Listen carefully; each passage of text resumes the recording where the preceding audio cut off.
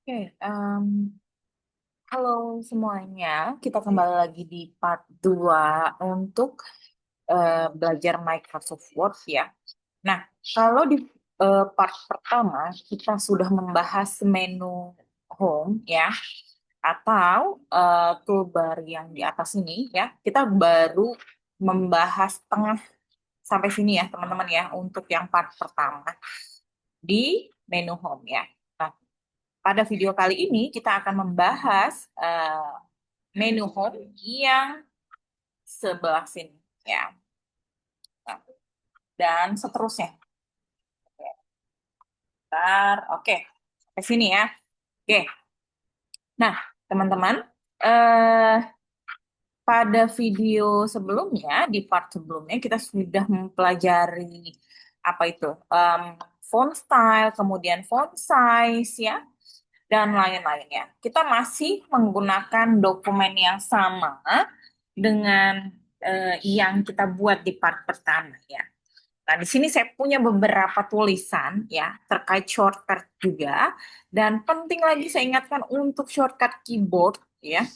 Ini sifatnya wajib, jadi kita sebelumnya udah belajar bagaimana mengcopy paste menggunakan keyboard, kemudian menggunakan menu bold, italic, underline, print. Dan satu hal lagi ya, teman-teman ya, tambahan untuk shortcut video, keyboard kita mau pakai tombol undo di sini ya, teman-teman ya. Nih, ya.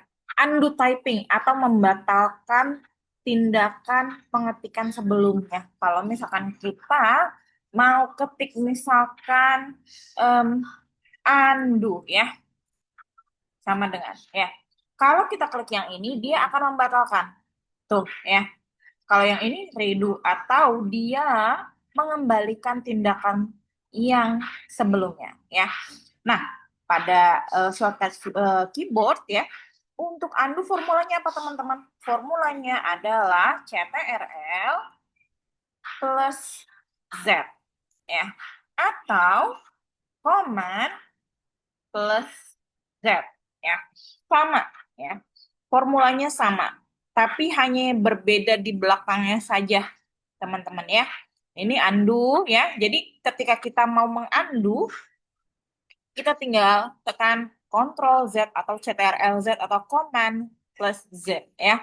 Oke, nah ini kemudian ya, kalau misalkan kita lihat lagi, kita mau lihat di sisi ini teman-teman ya.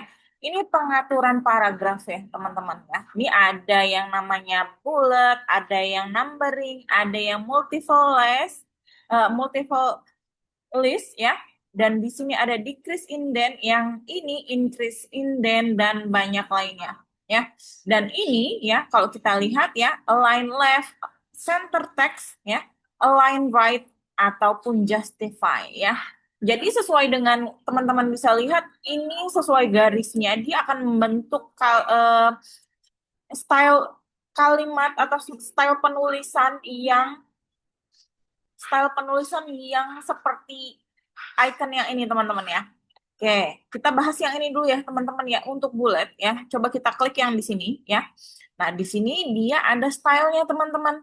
Ada yang seperti ini, ada yang seperti ini ya. Nah, di sini define new bullet kalau kita buka, dia ada beberapa style ya teman-teman ya. Dan di sini bisa kita atur ukurannya, tapi untuk pengaturan ukuran nanti kita untuk yang part advance ya teman-teman ya. Jadi kita hanya melihat saja ini macam-macam bulatnya atau titik-titik yang bisa kita terapkan nih ya teman-teman ya. Kalau misalkan ada penulisan sub eh, kalimat ya, atau list ya teman-teman ya. Oke, nah misalnya saya mau membuat bulat pada ini. Nah ini udah ter ini nih teman-teman ya, udah ter eh sebentar. Saya mau size up dulu, zoom up dulu ya, teman-teman ya, atau zoom in dulu ya di sini biar kelihatan ya. Oke. Nah, kita fokus pada shortcut keyboard di sini, teman-teman ya. Nah, penulisan shortcut keyboard ini saya mau memberikan kayak titik-titik gitu loh, teman-teman, biar rapih ya. Caranya adalah kita select di sini atau blok di sini ya. Nah, kemudian kita klik yang ini. Misalkan saya mau pilih yang ini. Oke. Nah, jadi seperti ini. atau kita pilih yang ini, dia akan berubah ya, sama seperti bentuk yang bulat yang kita pilih ya, teman-teman ya. Ataupun seperti ini tuh ya. Oke, kemudian kalau misalkan saya mau kembalikan pada bulat yang normal ya, yang umumnya ya seperti ini, atau kita bisa bentuk suatu bulat ini adalah numbering ya, atau number atau angka. Caranya gimana? Kita klik yang ini teman-teman ya, numbering. Nah, di sini ada beberapa style juga. Kalau tadi kan berupa titik-titik atau bentuk abstrak ya, bentuk shape gitu ya. Kalau ini kita bisa terapin untuk align left seperti ini ya. Ataupun kita mau kasih nomor tapi ada kurung ya, ada tutup kurung. Ataupun kita bisa menerapkan list berupa Romawi ya, angka Romawi. Kemudian apalagi di sini untuk apa ya? Untuk list alfabet tapi besar ya, kapital gitu ya. Dan seperti ini. Nah, ini untuk Romawi dengan huruf kecil ya, teman-teman ya. Nah, coba saya mau terapkan yang ini aja ya, teman-teman ya. Oke, jadi berubah ya. Jadi fungsinya ini adalah kita nggak perlu ngetik, misalkan ini teman-teman ya, satu ya, copy dan paste, misalkan. Kemudian terus dua ya. Jadi gini teman-teman, ketika kita terlibat dalam banyak penulisan ya, saya lebih prefer untuk menyelesaikan tulisan kita dulu. Mau dia posisinya masih berantakan, yang penting kita selesaiin dulu. Kuncinya adalah selesaikan semua dokumen yang ingin kita ketik ya, dokumen atau tulisan yang ingin kita masukkan ke dalam dokumen Word ini ya. Nanti ketika selesai baru kita modifikasi atau kita revisi atau kita perbaiki. Contohnya kalau ini dalam hal ini kita udah selesai ya. Tadi kita tinggal select aja area yang mana yang mau kita perbaiki. Dalam hal ini kita udah coba nambah numbering dengan otomatis ya. Jadi kita nggak ngetik satu, satu, satu, dua, tiga, empat, lima, dan seterusnya. Oke, begitupun kalau misalkan pada judul, biasanya dia adalah posisinya di tengah. Kalau misalkan kita klik di sini, ya, kita klik spasi, bisa sih ya, tuh, menggeser tulisan dengan spasi atau tab, ya. Tapi kan ini kan berkali-kali ya, teman-teman ya, berkali-kali. Nah, caranya adalah biar dia ke tengah, ya, biar dia ke tengah tulisan ini adalah kita bisa taruh kursor kita di sini, kemudian kita klik center text. Ya, dia akan bergeser sesuai dengan posisinya ke tengah ya, ataupun kita bisa menggunakan align right ataupun left right ya. Jadi kita mau pakai yang tengah, oke? Dan kayaknya ini judulnya kekecilan. Nah, kalau misalkan di part sebelumnya saya udah jelaskan ya teman-teman ya, bagaimana memperbesar tulisan ya. Kita select dulu, kemudian kita rubah di number font size-nya atau kita bisa klik yang ini. Oh ya. Oke. Nah, kemudian apa lagi? Kemudian kita mau lihat yang ini, menu yang ini. Nah, kalau ini current list ya, kalau kita select ini ya, kita coba select. Oke, coba kita rubah seperti ini. Nah, dia akan berubah seperti ini, teman-teman. Ini seperti untuk pengaturan penulisan di daftar isi, ya, teman-teman ya, atau multi level list ya. Kemudian kita mau lihat lagi apa yang bisa kita lakukan dengan yang ini ya. Ini menu apa sih sebenarnya? Nah, ini menu pengaturan line dan paragraf spasi. Di sini kita bisa rubah ya. Karena ini mepet banget ya, si setiap baris satu, dua, tiga, dan seterusnya kayaknya dempet banget gitu ya. Saya mau dia agak berjarak ya. Kita bisa terapkan seperti ini. Tuh, dia makin jauh. Tuh, 1,5. Oke, kemudian 2. Dia akan mengubah jaraknya seperti apa. Tuh ya. Dan seterusnya ya. Spasinya. Oke. Maka dari itu, lagi-lagi ya, saya bilang bahwa ketika kita terlibat untuk mengetik banyak tulisan, banyak kalimat, sebaiknya diselesaikan dulu baru nanti kita perbaiki ya, gitu ya teman-teman ya. Oke, karena ini terlalu jauh spasinya, kita mau pakai yang dua aja ya. Oke, kemudian apalagi? Kemudian kita lihat di sini, ini apa shading ya teman-teman ya. Coba kita terapkan shadingnya di sini. Nah, dia seperti ini ya, teman-teman ya. Memberi warna pada area penulisan yang tadi kita select ya. Nah, shadingnya bisa dirubah warnanya. Sama seperti mirip dengan apa ini? Yang ini, text highlight ya. Cuma bedanya adalah dia mengcover seluruh area apa ya? Yang eh, yang kita beri teks gitu ya dari ujung sini. Nah, ini ada titik koordinatnya ya, teman-teman ya. Ada titik start kiri dan ini kanan. Kalau kita geser begini ya, teman-teman ya, dia akan memanjang. Nah, ini tuh, dia akan mengikuti tulisan. Tuh, dia akan menggeser ya. Jadi dia pengaturan pada apa ya? Pengaturan untuk memberi start rata kiri atau rata kanan gitu ya. Nah, ini namanya disebutnya ruler ya, teman-teman ya. Kita sebutnya ruler, penggaris. Kenapa nih? Kalau misalkan teman-teman lihat, ini bergeser cuma yang tulisan di baris keempat aja. Kenapa? Karena kursor saya ada di baris keempat. Beda halnya kalau misalkan kita select, beda halnya kalau kita select semua, begini, dia akan mengikuti tuh ya semuanya ya, gitu ya teman-teman ya. Oke, kemudian apa lagi? Kemudian apalagi? Kemudian kita bisa lihat yang ini, apa ini? Border, ya. Border. Di sini kita bisa memberi border untuk membuat tabel, ya. Contoh, kita mau masukin tabel di sini ya, di bawah sini. Misalkan kita mau shortcut keyboard ya, tapi kita mau bikin dia jadi tabel. Tabelnya berapa ini? Ada nomor, ada fungsi dan rumus ya. Jadi ada tiga. Kita pilih bordernya, kita bikin border ya, atau draw table di sini ya.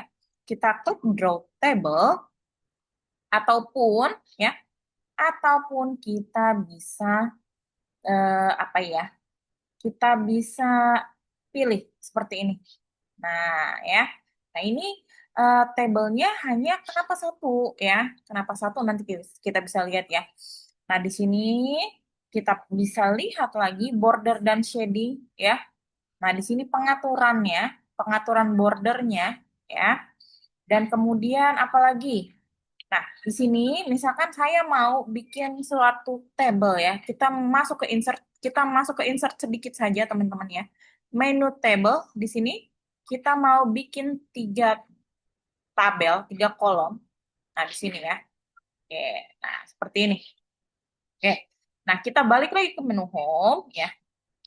Nah, di sini kalau misalkan kita lihat di sini ya, di sini bisa kita lihat pengaturannya no border tuh. Ya, dia akan hilang, teman-teman. Ya.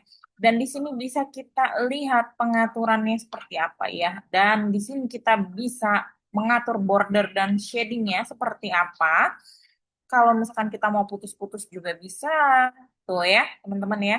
Dan apalagi, atau kita bisa mengatur pengaturan si eh, tabelnya ini adalah di table design, ya. Tapi nanti kita akan mendalami table design ya, teman-teman ya. Nah, ini untuk sementara seperti ini aja dulu ya, teman-teman ya.